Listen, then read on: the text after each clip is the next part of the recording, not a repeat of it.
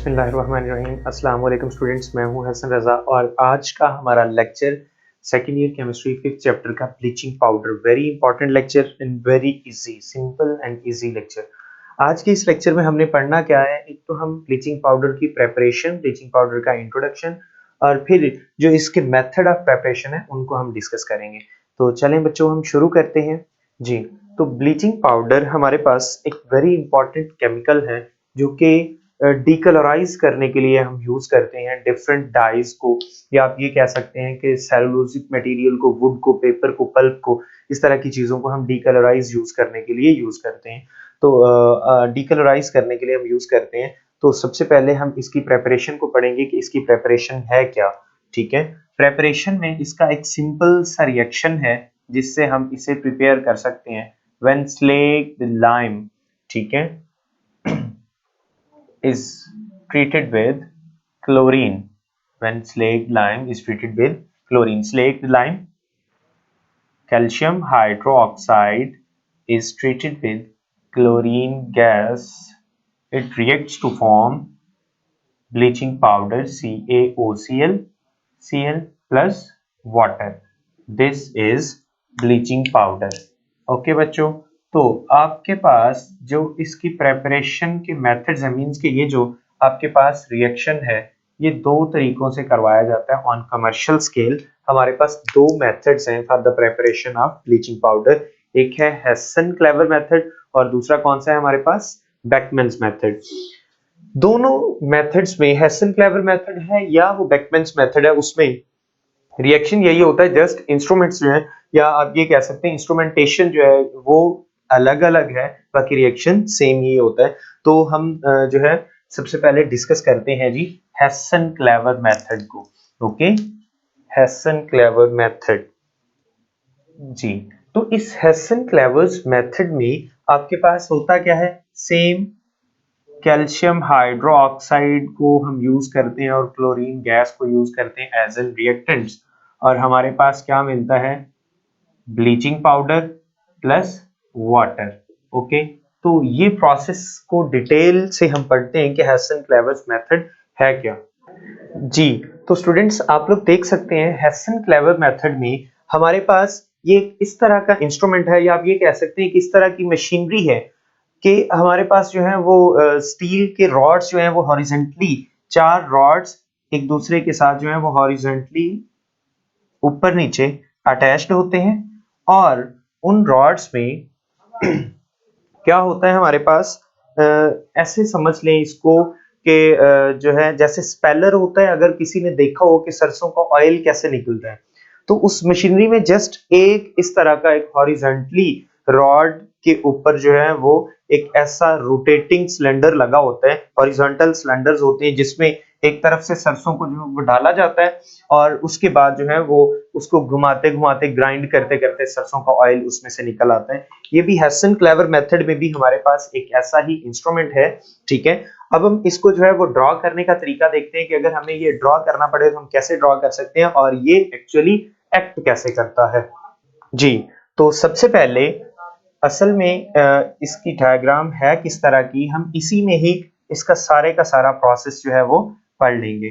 Okay, चार horizontal cylinders हैं जो कि एक दूसरे के साथ अटैच्ड है। अब उन हॉरिजॉन्टल सिलेंडर्स में हमारे पास रोटेटिंग स्टिरर्स लगे हुए हैं। क्या लगा हुआ है, रोटेटिंग स्टिरर। ठीक है, अब ये रोटेटिंग स्टिरर्स क्या होते हैं, रोटेटिंग स्टिरर्स आपके पास असल में ऐसे स्टिरर्स हैं जो कि गोल गोल घूमते हैं और उनके अंदर जो कंपाउंड या कोई भी मटेरियल है वो मूव करता हुआ, मींस के रोटेट करता हुआ मूव करता है। ठीक है, ये इस तरह का एक सिलेंडर होता है हमारे पास, अगर हम गौर से देखें तो। ठीक है,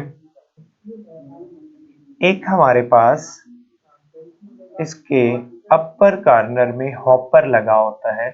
ठीक है, हॉपर जहां से कि हम क्या करते हैं, कैल्शियम हाइड्रोक्साइड को CaOH ट्वाइस को, या इसको हम बोलते हैं स्लेक्ड लाइम, ये स्लेक्ड लाइम हम एंटर करवाते हैं, या हम क्या करते हैं जी, स्लेक्ड लाइम या जो रिएक्टेंट है वो डालते हैं।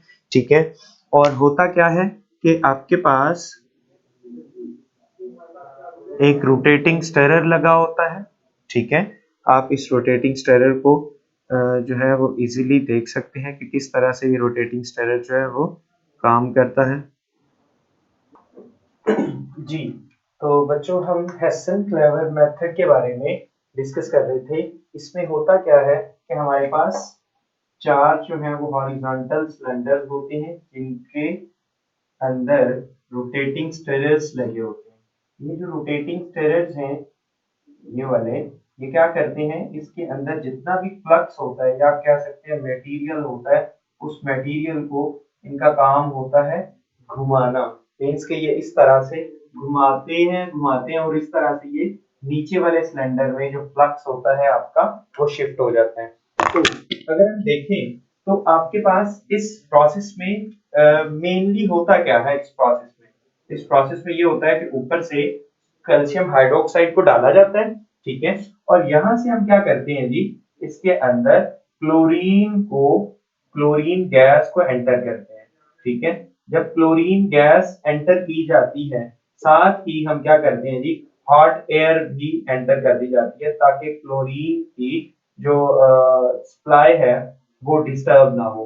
ठीक है, हॉट एयर की मौजूदगी में या हॉट एयर के साथ हम क्लोरीन एंटर करते हैं सबसे निचले वाले सिलेंडर से, और सबसे ऊपर वाले सिलेंडर से क्या होता है, कैल्शियम हाइड्रोक्साइड जो है वो वन बाय वन करके इन सिलेंडर से नीचे की तरफ रोटेट करता हुआ आ रहा होता है। तो एक काउंटर करंट मैकेनिज्म जो है वो प्रोड्यूस होता है। इस काउंटर करंट मैकेनिज्म से क्या होता है, क्लोरीन और कैल्शियम हाइड्रोक्साइड आपस में मिक्स होते हैं और एट दी एंड आपके पास यहाँ पे क्या बनता है, ब्लीचिंग पाउडर बनता है। क्या बनता है यहाँ पे, ब्लीचिंग पाउडर। और ये ब्लीचिंग पाउडर बनाने का ही हमारा मेथड है कि हम ब्लीचिंग पाउडर कैसे बनाते हैं। क्लियर हो गया। लेकिन ये हमारा ओल्ड मेथड है और आजकल जो नया मेथड है बेकमैन्स मेथड, उसको ज्यादा फॉलो किया जाता है, उसको यूज किया जाता है for the preparation of bleaching powder. उसकी वजह एक ये है कि जो क्लोरीन गैस है, वो ज्यादा हमारी वेस्ट ना हो, इसलिए उसको यूज किया जाता है। और इसमें जो वेस्ट गैसेस हैं वो ज्यादा जो है क्लोरीन यूज होती है, वेस्ट गैसेस जो है वो ज्यादा निकलती है यहाँ से, इसलिए हम क्या करते हैं, अब यूज करते हैं बेकमैन्स मेथड। क्लियर हो गया। तो हेसन क्लेवर मेथड की जो है वो समझ आ गई बच्चों। इंशाल्लाह हम नेक्स्ट लेक्चर में मिलेंगे बेकमैन्स मेथड जो है कि हम कैसे बेकमैन मेथड से कैसे ब्लीचिंग पाउडर को प्रिपेयर कर सकते हैं। तब तक के लिए अपना ख्याल रखें। अल्लाह हाफिज।